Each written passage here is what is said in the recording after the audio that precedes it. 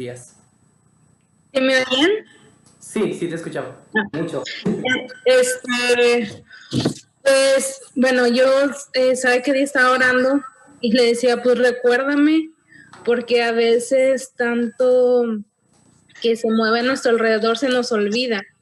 Sí. Y le decía, Señor, recuérdame que yo dependo de ti, o sea, que no dependemos de las noticias o de lo que está alrededor de nosotros, sino que dependemos de Él y descansar en Él.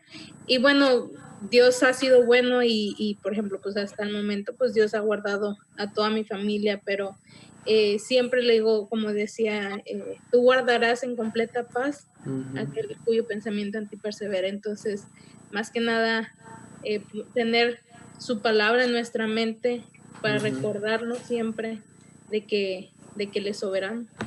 Exacto. Y la palabra, gracias Fabi, la palabra es una clave muy importante en nuestra vida y más en estos días todavía, ¿verdad? De saber que es la única que nos da consuelo. No sé cómo lo estén viviendo allá ustedes, seguramente un poco más intenso que acá en México, pero nosotros aquí en Reynosa, mi esposa y yo estamos tomando y obedeciendo las autoridades, ¿verdad? En lo que nos dicen de que no salgamos si no es necesario, etcétera. Y se siente muy raro ya una semana de casi no salir de la casa, pero y de pronto sentimos como si se nos da el bajón de no estar con personas cara a cara.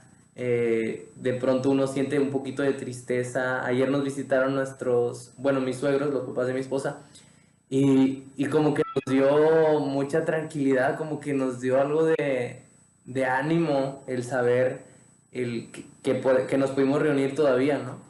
Entonces, yo deseo que Dios les dé fortaleza a todos ustedes en estos días, ¿verdad? Y que también sigan tomando las precauciones necesarias. Vamos a continuar, hermanos, aprovechar que no se nos corta esto. Vamos a continuar con Salmos. Si acaso alguno se tiene que ir, no hay ningún problema. Yo estoy grabando esta presentación, lo estoy grabando en la computadora y en audio. Si alguno se tiene que ir, puede hacerlo, no hay problema. Y el miércoles ya nos conectamos nuevamente con nuestra clase, según nuestro horario normal de tareas y de nuestro horario del sílabo. Entonces, si alguno se tiene que ir, tiene que hacer algo más, puede hacerlo, hermanos. Solamente de que terminen de ver el video y de que hagan sus notas también. ¿Entendido? Sí, Ok, gracias. muy bien. Gracias. Entonces, continuamos con Salmos, ¿verdad? Una palabra clave con Salmos es la alabanza. En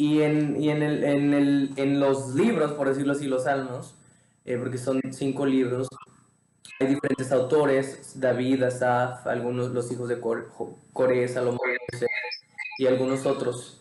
Entonces, estos se escribieron en un periodo de 100 años, entre 1030 y 930. Esto es importante para nosotros, es una guía para la alabanza y la oración, es una guía, incluso a muchos cantantes cristianos, muchos ministros cristianos en la alabanza, se les ha llegado a llamar salmistas el día de hoy, precisamente haciendo referencia, ¿verdad?, a que no hacen salmos, pero hacen referencia a que ellos usan o son similares a aquellos que escribieron estos salmos, la misma forma de escribir, etcétera, de escribir las alabanzas en estos días. Son 150 poemas hebreos. Esto es un salmo, es un poema.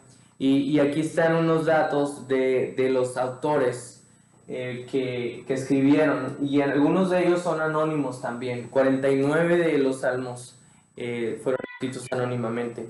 Pero esto es interesante, que estos salmos fueron usados, muchos de ellos, para los coros que cantaban en el templo de Israel. Si ustedes se dan cuenta, en algunas Biblias, la Reina Valera particularmente, tiene estas notaciones que dice al director del coro, etcétera, y ya la especificación de a quién iba dirigido. Entonces, no es un libro de himnos, esto es importante, ¿verdad? Que lo notemos. Estos poemas fueron recopilados intencionalmente organizados en el libro de los Salmos. Sucedió en algún punto de la historia después de el exilio de Israel a Babilonia. Recordemos en este periodo en el que Israel estaba dándole la espalda a Dios y que por su pecado tuvo que ser exiliado a Babilonia. Hablando del reino del norte. Entonces, ¿qué es lo que vemos en Salmos? Hay 5 libros que vemos y están divididos de esta forma. ¿Cuáles son las características, verdad, que vemos en todos estos libros? Se enfocan en una cosa. Vemos que Salmos se enfoca en la palabra alabanza y vamos a ver esta característica que nos menciona: bendito sea Jehová, el Dios de Israel, por los siglos de los siglos. Amén y amén. Así hay muchos salmos que terminan y que hacen esta referencia. Entonces, en todo el libro, del libro que nosotros tenemos en la Biblia, Salmos, el 1 y el 2 se diferencian de los demás en una manera muy particular. El Salmo 1 nos habla que aquel que medita en la palabra de Dios va a ser bendecido, su camino va a ser prosperado. Y el Salmo 2 es una reflexión de la promesa de Dios hecha a David, de la promesa de que iba a venir un Salvador, un Mesías, a libertar a Israel. Y habla del concepto de redimir, de comprar para sí. Entonces, al mismo tiempo menciona que aquel que confía en el Rey venidero es bienaventurado. Entonces nos habla que esto está diseñado para ser un libro de oración del pueblo de Dios en su lucha por ser fieles a los mandamientos de la Torá, mientras aguardan la esperanza del futuro reino mesiánico. Esto es, si bien es cierto, aplica mucho para Israel, pero obviamente para nosotros también, porque nosotros confiamos en el Mesías y al mismo tiempo esperamos que ese Mesías venga y establezca su reino en la tierra. Aún seguimos aguardando por ese reino nosotros también. Ahora, ¿cuál es la estructura? Así, en la introducción podemos llamar que es del capítulo 1 al 2, el contenido central, libro 1 al 5, y la conclusión a partir del capítulo 146, del Salmo 146, perdón, al 150. Hablaríamos que esa sería la conclusión. ¿Qué es lo que nos habla el libro 1 del 3 al 41? Es un pacto a la fidelidad de Dios y termina con un llamado al pacto de fidelidad. Así termina, un llamado y un llamado. Entonces, en medio de esto se nos menciona la liberación de David y la elevación como rey del mismo. Y apunta a la futura elevación del rey y reino sobre las naciones. Hace esta contraposición entre el rey terrenal, que es David, y el rey eterno, que vendrá y que establecerá su reino.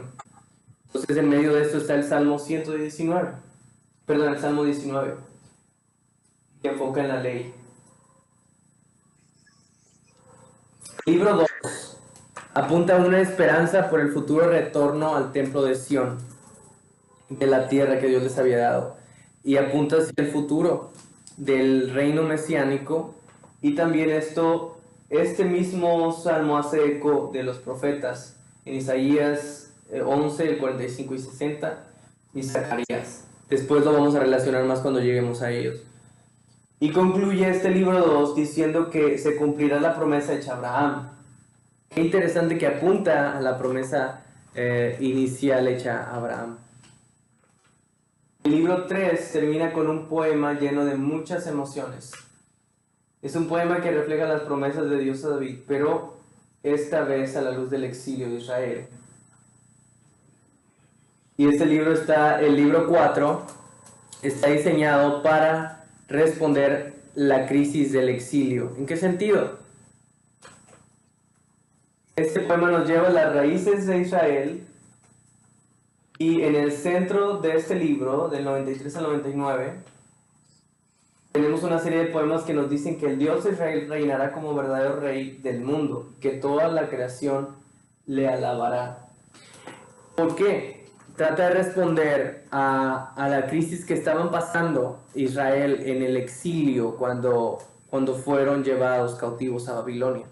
Entonces les está diciendo, Dios va a reinar, a pesar de que ahorita parezca que no está sucediendo nada y que a Dios se le salió de control con su pueblo Israel.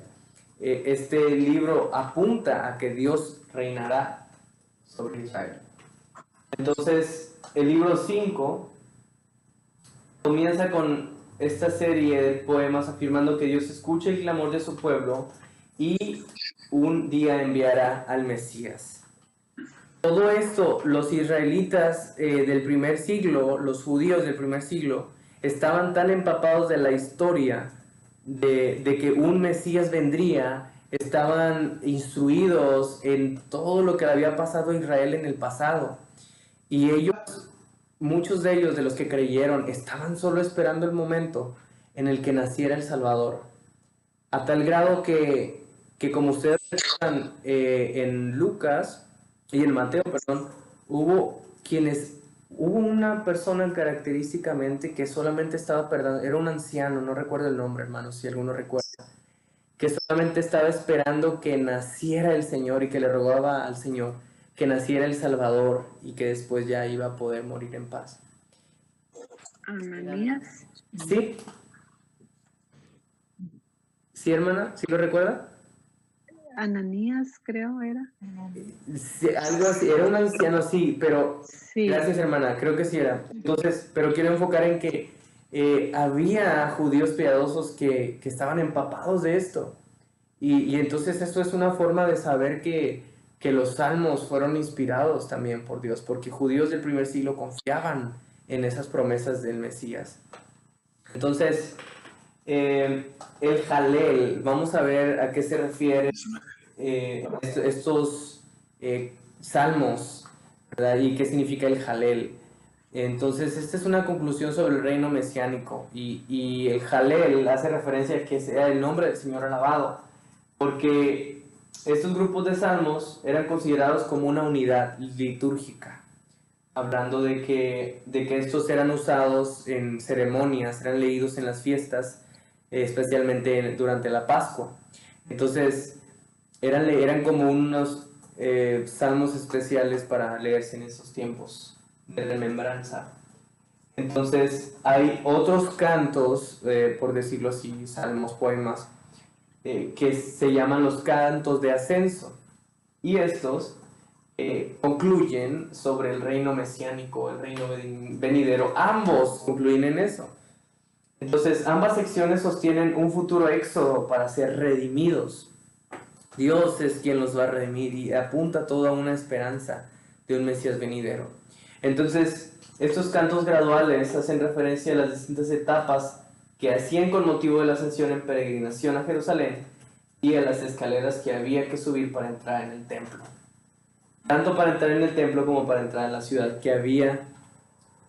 a la ciudad había que ascender. Por eso se les hace referencia a los cantos de ascenso graduales.